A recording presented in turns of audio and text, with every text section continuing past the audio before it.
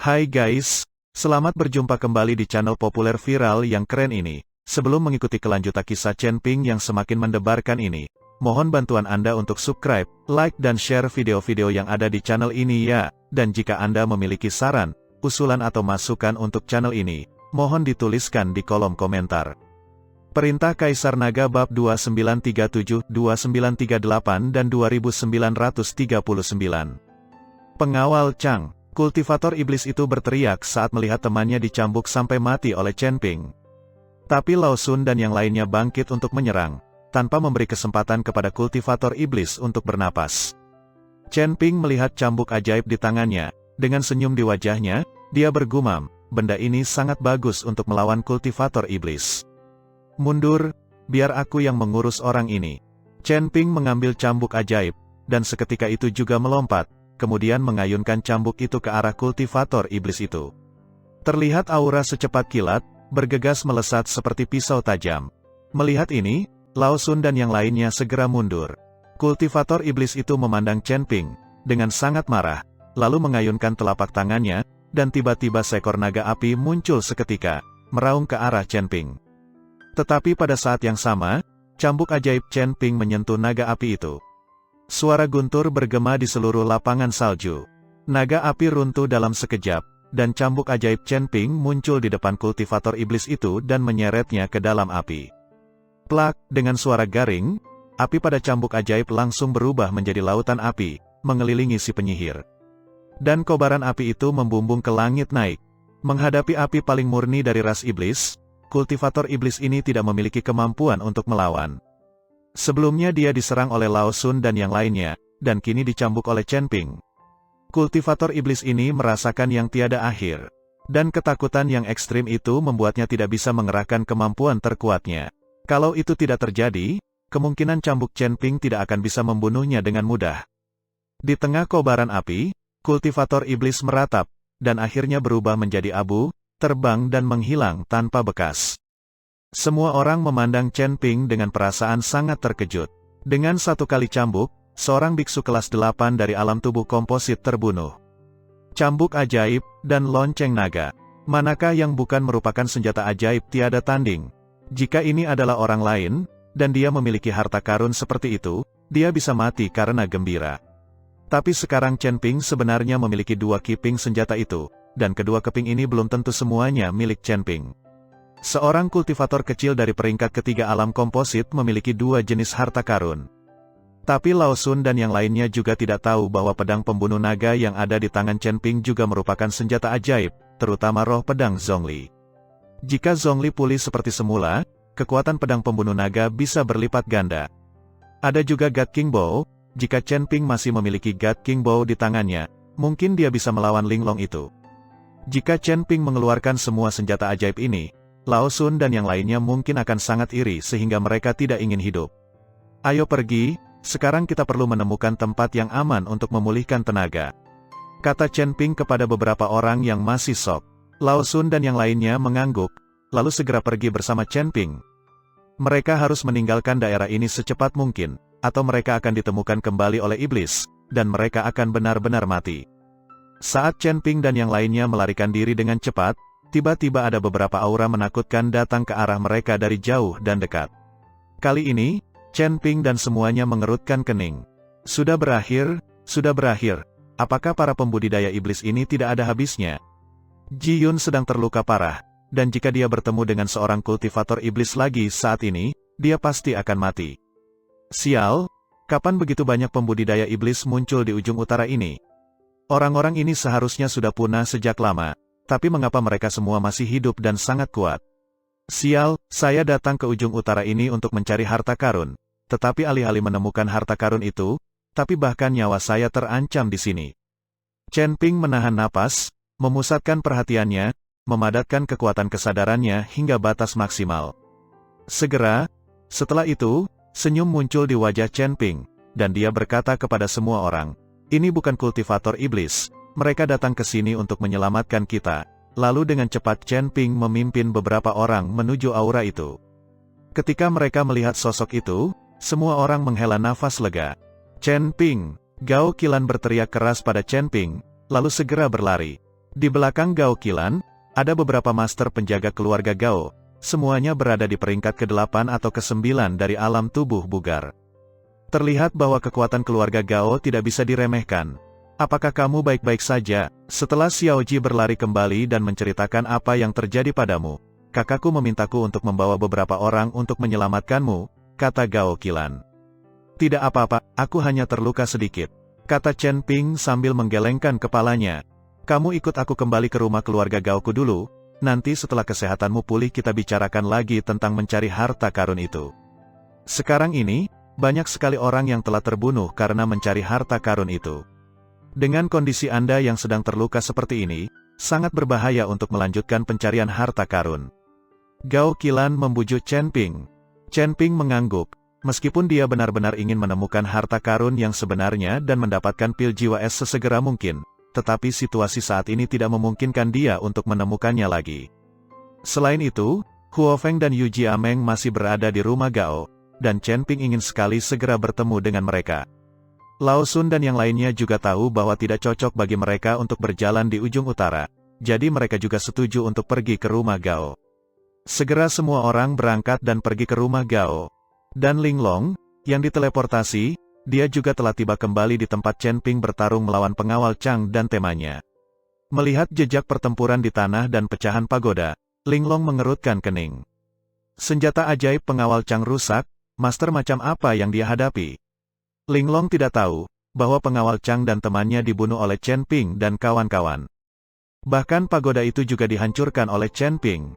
Tepat ketika Linglong tidak tahu master yang menjadi lawan pengawal Chang, tiba-tiba suara Balrog terdengar di telinganya. Pengawal Chang dan yang rekannya sudah mati, apa yang mau kamu lakukan? Segera tinggalkan tempat ini. Mendengar suara tajam Balrog, dahi Linglong langsung berkeringat dingin. Tapi dia masih patuh dan melompat menjauh. Keluarga Gao, setelah Juliet dan Helena tahu bahwa Gao Qilan akan menjemput Chen Ping, mereka semua sangat gembira, menunggu Chen Ping dengan penuh semangat. Saudari Juliet, ketika Tuan datang nanti, aku akan membiarkan dia memanjakanmu dengan baik. Demi Tuan, kamu telah datang ke dunia manusia surgawi ini bersama kami begitu lama, kata Helena kepada Juliet. Ketika Juliet mendengarnya, wajahnya memerah dan dia berkata, jangan bicara omong kosong, aku sama sekali tidak mengenal Chen Ping. Apa kalian berdua tidak akrab satu sama lain? Kalau begitu kamu akan akrab dengannya setelah tidur bersamanya, kata Helena menggoda sambil tersenyum.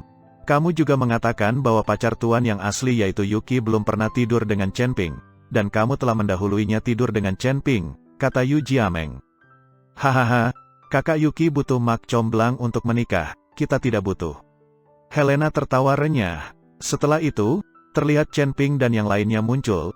Helena dan Juliet, yang telah lama menantikannya, segera menghambur berlari keluar ketika mereka melihat sosok itu. Mereka telah berada di alam surga begitu lama, dan mereka telah melalui segala macam kesulitan untuk menemukan Chen Ping, dan akhirnya sekarang mereka dapat melihatnya. Tuan, Tuan, Helena dengan cepat berlari ke arah Chen Ping, dan akhirnya melemparkan dirinya langsung ke pelukan Chen Ping. Helena, Chen Ping memeluk Helena dengan erat. Chen Ping, Juliet juga melangkah maju dan berbisik kepada Chen Ping. Tuan, saudari Juliet juga mengejarmu tanpa ragu untuk menyelamatkanmu ketika kamu tersedot ke dunia surga dan manusia, kata Helena kepada Chen Ping dengan manja. Nona Juliet, terima kasih. Chen Ping menyapa Juliet dengan sangat sopan. Helena, Chen Ping dan yang lainnya sudah sangat lelah setelah dikejar dan diburu oleh kultivator iblis. Biarkan mereka istirahat dulu. Jika ada yang ingin kau katakan, bisa kau sampaikan setelah mereka beristirahat. Gao Qilan berkata kepada Helena. Helena mengangguk, lalu semua orang memasuki rumah Gao. Gao Qilan sudah mengatur tempat tinggal untuk masing-masing dari mereka. Setelah semua beristirahat, Gao Qilan menemui Chen Ping dan berkata, Chen Ping, saudaraku ingin bertemu denganmu, ikutlah denganku. Ketika Chen Ping mendengar bahwa keluarga Gao ingin bertemu dengannya, dia pergi bersama Gao Qilan. Dia juga berencana untuk bertemu dengan kepala keluarga Gao. Chen Ping masih belum begitu jelas tentang sikap patriark keluarga Gao sekarang. Jika Gao Qiqiang adalah orang jahat, atau bahkan orang yang berkolusi dengan kultivator iblis, maka mereka akan berada dalam bahaya jika tinggal di rumah Gao sekarang. Segera, Gao Qilan membawa Chen Ping ke ruang tamu. Chen Ping melihat seorang pria parubaya duduk di kursi utama. Chen Ping tahu bahwa ini pasti Gao Qiqiang, patriark keluarga Gao, dan Gao Qiji sedang duduk di kursi bawah. Ketika melihat Chen Ping, dia bangun dengan sangat sopan dan menyapa Chen Ping. Lagi pula, jika bukan karena Chen Ping, Gao Qiji pasti sudah lama terkubur dalam perangkap kultivator iblis itu. Melihat Chen Ping, Gao Qiqiang juga buru-buru bangun dan menyapanya secara pribadi. Tuan Chen, terima kasih banyak. Anda tidak hanya menyelamatkan Xiaolan, tetapi juga Xiaoji.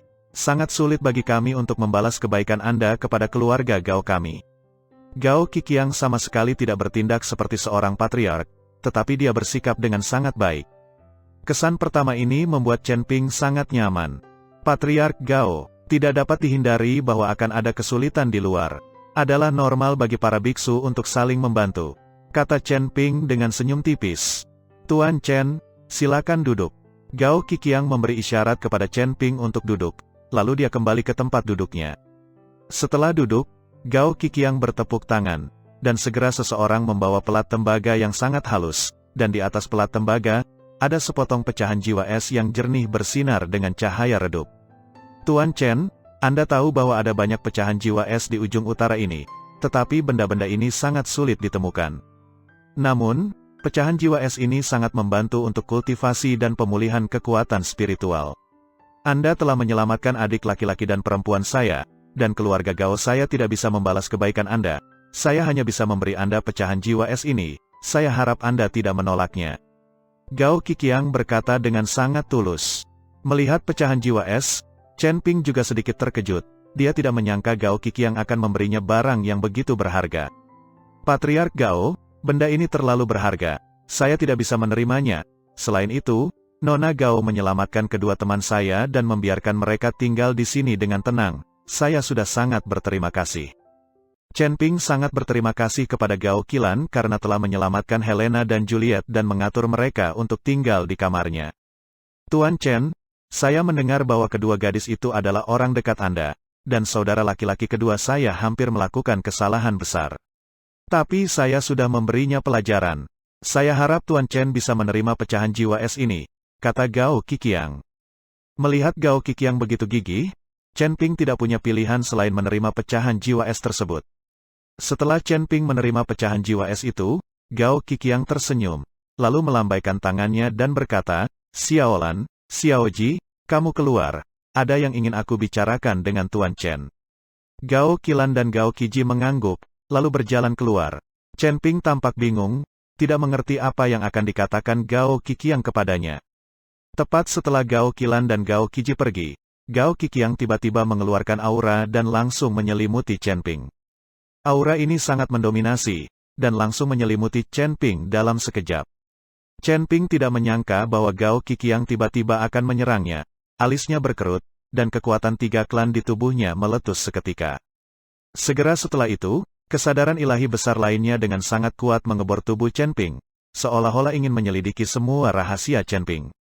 Tepat ketika kesadaran ilahi ini hendak memasuki tubuh Chen Ping, lautan pengetahuan Chen Ping yang sangat besar juga langsung memancarkan kekuatan kesadaran ilahi, ingin melahap atau mengalahkan kekuatan yang menyerang tubuhnya ini.